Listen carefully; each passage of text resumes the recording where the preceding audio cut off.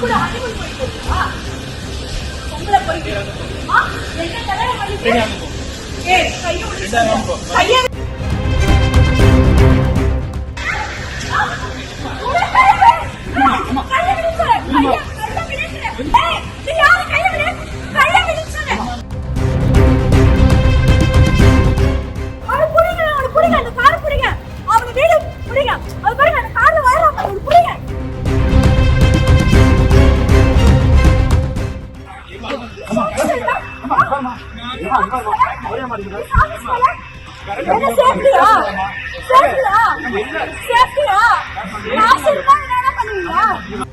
தன்னை காதலித்து ஏமாற்றிவிட்டு வேறு ஒரு பெண்ணை திருமணம் செய்து கொண்ட நபர் புதுமண பெண்ணோடு தேனிலவு சென்று திரும்பிய போது கோவை விமான நிலைய வாசலில் வைத்து அவருக்கு சாபக்கச்சேரி நடத்திய இளம்பெண்ணின் வீடியோ இணையத்தில் வைரலாகி வருகிறது.